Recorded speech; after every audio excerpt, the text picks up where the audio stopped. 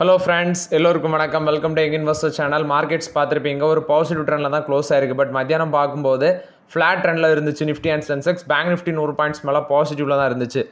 First Nifty 50 பார்க்கும்போது 57 points பாசிட்டிவில் close ஆயிருக்கு. 24,894 பாயிண்ட்ஸில் க்ளோஸ் ஆயிருக்கு. சென்செக்ஸ் 81,207 பாயிண்ட்ஸில் க்ளோஸ் ஆயிருக்கு. 223 points positive. Nifty bank 241 points positive. 55,589 பாயிண்ட்ஸில் க்ளோஸ் ஆயிருக்கு. Nifty IT 44 points positive. 33,949 பாயிண்ட்ஸில் க்ளோஸ் ஆயிருக்கு. Small cap 576 points positive. 53,374 பாயிண்ட்ஸில் க்ளோஸ் ஆயிருக்கு. எஃப்ஐஎஸ் டிஎஸ் டேட்டா, எஃப்ஐஎஸ் பார்த்தீங்கன்னா 1,583 கோடிக்கு நெட் செல்லர்ஸாக இருந்திருக்காங்க. டிஎஸ் 489 கோடிக்கு நெட் பையர்ஸாக இருந்திருக்காங்க. ஸோ ஓவர்லாட் இது லாஸ்ட் மார்க்கெட் அப்டேட்ஸு. ஃபஸ்ட்டு பார்த்தீங்கன்னா கமெண்டில் ஒரு நண்பர் கேட்டிருந்தாரு, bro can you please discuss about semiconductor stocks for long years அப்படின்னு சொல்லி கேட்டிருந்தாரு. கீழே ஒருத்தர் சொல்லியிருக்காரு, நான் பல தடவை அவர்கிட்ட கேட்டுட்டேன், நான் அவர் டிஸ்கஸ் பண்ணலன்னு சொல்லியிருக்காரு. நான் ஒரு டைம் செமிகண்டக்டர் ரிலேட்டட் ஸ்டாக்ஸ் எல்லாமே டிஸ்கஸ் பண்ணியிருந்தேன். ஐ திங்க் போன மாதம் இல்லைனா அதுக்கு முந்தின மாதம் வீடியோலாம் பாருங்கள். அதில் ஒரு வீடியோவில் செமிகண்டக்டர் ஸ்டாக்ஸை டிஸ்கஸ் பண்ணியிருந்தேன். கைன்ஸ் டெக்னாலஜிஸு, செமிகான் ஒரு ஸ்டாக்கு, நெக்ஸ்ட் பார்க்கும்போது இவங்க டிக்சன் டெக்னாலஜிஸு, டாடா எலக்ட்ரானிக்ஸே செமிகண்டக்டர் பிஸ்னஸுக்குள்ளே வந்தாச்சு. அதானி குழுமமும் செமிகண்டக்டர் பிஸ்னஸில் இருக்காங்க. வேதாந்தாவும் நாங்கள் ஜாயின் வெஞ்சர் வச்சு செமிகண்டக்டர் பிஸ்னஸ் பண்ணுவோம் அப்படின்னு சொல்லி அவங்களும் சொல்லிட்டு இருக்காங்க. செமிகண்டக்டர் பிஸ்னஸில் மோஸ்ட்லி எல்லா கம்பெனிஸுமே பண்ணுறாங்க. பெரிய பெரிய கம்பெனிஸில் டாட்டா இருக்குது, அதானி குழுமம் இருக்குது, வேதாந்தா இப்போ உள்ள வரேன்னு சொல்கிறாங்க. இது போக கைன்ஸ் டெக்னாலஜிஸ், டிக்சன் டெக்னாலஜிஸ், இது மாதிரி டாடா எலக்ட்ரானிக்ஸ் இதெல்லாமே இருக்கிறாங்க. ஆனால் எல்லாமே வேல்யூஷன் ரொம்பவே ஜாஸ்தியாக இருக்குது. ஸோ ஆல்ரெடி நீங்கள் வச்சுருக்கீங்கன்னா வச்சுக்கோங்க. இது போக சிஜி பவர் அவங்களும் செமிகண்டக்டர் பிஸ்னஸுக்குள்ளே வராங்க. இது உங்கள் லார்சன் அண்ட் டியூபோ அவங்களும் செமிகண்டக்டர் பிஸ்னஸுக்குள்ளே வராங்க. ஸோ இது எல்லாமே வேல்யூஷன் ரொம்பவே ஜாஸ்தியாக இருக்குது. நீங்கள் முன்னாடி இந்த பங்குகள் எல்லாம் வச்சுருக்கீங்கன்னா ஹோல்ட் பண்ணிக்கோங்க. பட் ஃப்ரெஷ் என்ட்ரின்னு எனக்கு தெரிஞ்சு செமிகண்டக்டர் ஸ்டாக்ஸில் ஆப்பர்ச்சுனிட்டி இருந்த மாதிரி தெரியலை. ஏதாவது ஸ்டாக் இருந்ததுன்னா சொல்லுங்கள், நான் ஃபண்டமெண்டல்ஸ் செக் பண்ணி அப்டேட் பண்ணுறேன். நெக்ஸ்ட் பார்த்தீங்கன்னா Mahindra Thar facelift launch பண்ணியிருக்காங்க. 2025 model. So 9.99 lakhs price fix பண்ணியிருக்காங்க. 10 லட்ச ரூபாய்க்குள்ளே வருது. 3 டோர், ஆக்சுவலி இந்த காரில் 3 டோர் ஃபியூச்சர்ஸ் இருக்குது, ஃப்ரெஷ் கலர் சாய்ஸ் இருக்குது, சேஃப்டி கிட் எல்லாமே இதில் அவைலபிள்னு சொல்லியிருக்காங்க. ஸோ இந்த காரை பார்த்தாலே உங்களுக்கு தெரியுது. இது மஹேந்திரா தார் கொடுத்த அப்டேட். ஸோ ஸ்டார்டிங் 10.32 லேக்கில் ஃபஸ்ட்டு 9.99 லேக்கில் 16.99 லேக் வரைக்கும் இருக்குது.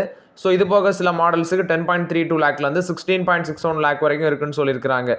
நெக்ஸ்ட் தமிழ்நாடு மெர்கண்டைல் பேங்கோட Q2 பிஸ்னஸ் அப்டேட் வந்திருக்கு. மோஸ்ட்லி எஃப்எம்சிஜி கம்பெனிஸ், பேங்கு இதெல்லாமே அவங்களோட Q2 பிஸ்னஸ் அப்டேட் பண்ணிட்டு இருக்காங்க. இதில் தமிழ்நாடு மெர்கண்டைல் பேங்கோட Q2 பிஸ்னஸ் அப்டேட் வந்திருக்கு. எரானட் பேசிஸில் டோட்டல் பிஸ்னஸ் 11% மேலே வளர்ந்துருக்கு. 1,02,417 கோடியாக இருக்குது. இது போக ஓவரால் ஆப்ரேஷனல் சைஸ்ன்னு பார்க்கும்போது 91,875 கோடியாக இருக்குது. 3.53% இம்ப்ரூவ் ஆயிருக்குது. டெபாசிட் 12.32% இம்ப்ரூவ் ஆயிருக்கு. 55,421 கோடியாக இருக்குன்னு சொல்லியிருக்காங்க. சீக்வென்ஷியல் பேசிஸில் டெபாசிட் 3.01% இம்ப்ரூவ் ஆயிருக்கு. இது போக அட்வான்சஸ் 10.49% இம்ப்ரூவ் ஆயிருக்கு. சீக்வென்ஷியல் பேசிஸில் 4.16% இம்ப்ரூவ் ஆயிருக்குது. இவங்களோட காசா கரண்ட் அக்கௌண்ட், சேவிங்ஸ் அக்கௌண்ட் 9.3% க்ரோத்தாக இருக்குது. காசா டெபாசிட் 5.2% க்ரோத்தாக இருக்குன்னு சொல்லியிருக்காங்க. 15,163 கோடியாக இருக்குது. ஸோ இது தமிழ்நாடு மெர்கண்டைல் பேங்க் போஸ்ட் பண்ண Q2 பிஸ்னஸ் அப்டேட்டு. இது போக பார்த்தீங்கன்னா விகோவின் டிஜிட்டல் சொல்யூஷன் அவங்களோட கை கோர்க்குறாங்க. இவங்களோட அந்த பேமெண்ட் அக்ரிகேட்டர் பிஸ்னஸை டெவலப்மெண்ட் பண்ணுறதுக்கு தமிழ்நாடு மெர்கண்டைல் பேங்க் விகோஃபின் டிஜிட்டல் சொல்யூஷன்ஸ் அவங்களோட கை கோர்க்கிறதாட்டு சொல்லியிருக்கிறாங்க. இதுவும் தமிழ்நாடு மெர்கண்டைல் பேங்க் கொடுத்த update. Payment, next MSME, startup, enterprises இதுக்கெல்லாமே பேமெண்ட்ஸ் பண்ணுறதுக்கு இந்த ஃபின்டெக் கம்பெனியோட நாங்கள் பார்ட்னர்ஷிப்பில் வரோன்னு சொல்கிறாங்க. தமிழ்நாடு மெர்கண்டைல் பேங்க் பங்கு நீங்கள் நிறைய பேர் கன்சிடர் பண்ணியிருப்பீங்க, நானும் வச்சுருக்கிறேன். பெருசாக ஸ்டில் இன்னும் மேலே போகல. யூனியன் ப்ராப்ளம்ஸ் இருக்குது, அதனால தான் அது அப்படி இருக்குது. ஸோ இதில் ரொம்பவே வெயிட் பண்ண வேண்டியிருக்குன்னு நினைக்கிறேன். அதனால வெயிட் பண்ண முடியாதவங்க இதை இந்த பங்கை திரும்பி பார்க்காதீங்க, ஜஸ்ட் அவாய்ட் பண்ணிடுங்க. பட் நான் கொஞ்சம் கன்சிடர் பண்ணி வச்சுருந்தேன். எனக்கே பார்த்தீங்கன்னா அப்படி இருந்த இடத்துல தான் இருக்குது. ஸோ இந்த யூனியன் ப்ராப்ளம் என்றைக்கு முடியுதோ அன்றைக்கி தான் அது மேலே போகும் போல் தெரியுது.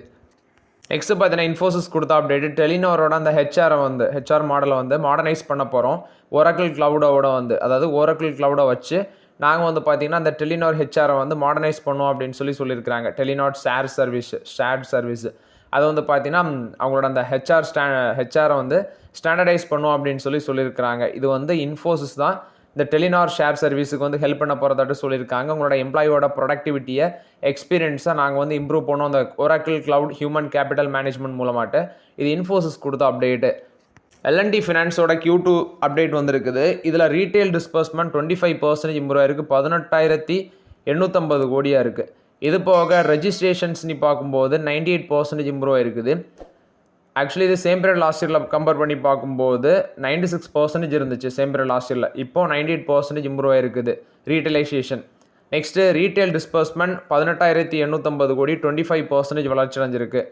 Next segment wise retail disbursement நீ பார்க்கும்போது ரூரல் பிஸ்னஸ் ஃபினான்ஸ் அது 6,310 கோடியாக இருக்குது, வளர்ச்சி அடைஞ்சிருக்கு. ஃபார்மர் ஃபினான்ஸ் 1,650 கோடி. இது போக அர்பன் ஃபினான்ஸ் 8,140 கோடியாக இருக்குது. எஸ்எம்இ ஃபினான்ஸ் 1,460 கோடியாக இருக்குன்னு சொல்கிறாங்க. கோல்டு ஃபைனான்ஸ் 980 கோடியாக இருக்குது. அக்யூட் போர்ட்ஃபோலியோ 310 கோடியாக இருக்குன்னு சொல்லியிருக்கிறாங்க. ஸோ ஓவர்லாட் இது வந்து L&T ஃபினான்ஸ் கொடுத்த அப்டேட்டு. ரீட்டைல் லோன் புக் 1,04,500 கோடியாக இருக்குது. இதில் 17% வளர்ச்சி அடைஞ்சிருக்கு. ஸோ இது வந்து L&T ஃபினான்ஸ் கொடுத்த Q2 பிஸ்னஸ் அப்டேட். ரீசென்ட்லி தான் கோல்டு பிஸ்னஸுக்குள்ளே என்ட்ரி கொடுத்துருந்தாங்க. இதுவும் பார்த்தீங்கன்னா மணப்புறம் மாதிரி ஒரு நல்ல பங்காக தான் தெரியுது. ஆனால் இப்போ கொஞ்சம் வெயிட் பண்ணுங்கள், ஒரு ஆப்பர்ச்சுனிட்டி ஜோனுக்குள்ளே வரும்போது பார்த்துக்கலாம். நெக்ஸ்ட் எலன் மஸ்க் எல்லாருமே பார்த்துருப்பீங்க. ஸோ இவர் வந்து ட்ரம்போட விக்ட்ரிக்கு அப்புறம் $400 பில்லியன் ஃபஸ்ட்டு பர்சன் வந்து பார்த்தீங்கன்னா அந்த நெட்ஒர்த்து $400 பில்லியன் அதை வந்து ரீச் பண்ணார். இப்போ மறுபடியும் பார்த்தீங்கன்னா $500 பில்லியன் நெட்ஒர்த்தோட அவர் வந்து ஃபஸ்ட்டு பொசிஷனுக்கு வந்திருக்காரு. ஃபோர்ப்ஸோட லிஸ்ட்டில் பார்க்கும்போது $500 பில்லியன் ஒர்த்து நெட்ஒர்த் வச்சு அவர் ஃபஸ்ட்டு பொசிஷனுக்கு வந்திருக்காரு எலன் மஸ்க். இது வந்து எலன் மஸ்க் கொடுத்த அப்டேட்டு. NMDC கொடுத்த அப்டேட்டு செப்டம்பரில் அவங்களோட அயன் ஓர் ப்ரொடக்ஷனை சொல்லியிருக்காங்க. அவுட்புட் பார்க்கும்போது 23% இம்ப்ரூவ் ஆயிருக்கு, சேல்ஸும் 10% இம்ப்ரூவ் ஆயிருக்குன்னு சொல்லியிருக்கிறாங்க. இது போக லார்ஜஸ்ட் அயன் ஓர் ப்ரொடியூசராக இருக்கிறாங்க. கிட்டத்தட்ட அவுட்புட் வந்து பார்க்கும்போது ஃபர்ஸ்ட் ஆஃப் ஆஃப் ஃபினான்ஷியல் 25 மட்டுமே 27% இம்ப்ரூவ் ஆயிருக்கு, சேல்ஸு 12% இம்ப்ரூவ் ஆயிருக்குது. இதில் நீங்கள் ப்ரொடக்ஷன் பார்க்கும்போது 3.75 மில்லியன் டன்ஸ் பண்ணியிருக்கிறாங்க. கீ ரா மெட்டீரியல்ஸ் அந்த ரா மெட்டீரியல்ஸோட சேல்ஸ் பார்க்கும்போது 9.60% இம்ப்ரூவ் ஆயிருக்கு, 3.88 மில்லியன் டன்ஸாக இருக்குன்னு சொல்லியிருக்கிறாங்க. இது வந்து NMDC கொடுத்த அப்டேட்டு. இந்தியன் ஆயிலும் GPS ரினோவபிளும் ஜாயின்ட் வெஞ்சர் வைக்கிறாங்க. 836 கோடி டெப்ட் மூலமாட்டு, அதாவது ரைஸ் பண்ணுறாங்க. இந்தியன் பேங்க் மூலமாட்டு ஒரு 836 கோடி டெப்ட் மூலமாட்டு ரைஸ் பண்ணுறதாட்டு சொல்லியிருக்கிறாங்க. ஸோ இது வந்து $95 மில்லியன் அப்ராக்சிமேட்டாக வருது. ஒரு 9 கம்ப்ரஸ் பயோ கேஸ் ப்ராஜெக்ட் பண்ணுறதுக்கு தான் இவங்க ரெண்டு பேருமே ஜாயின்ட் வெஞ்சர் வச்சு இந்தியன் பேங்க் மூலமாட்டு ஃபண்ட் ரைஸ் பண்ணி இந்த ப்ராஜெக்டை பண்ண இருக்கிறதாட்டு சொல்லியிருக்காங்க. இது இந்தியன் பேங்க் மூலமாட்டு பண்ணுறாங்க. ஸோ இந்தியன் ஆயிலும் GPS ரினோவபிள் எனர்ஜியும் ஜாயின்ட் வெஞ்சர் வச்சு இதை பண்ணுறாங்க.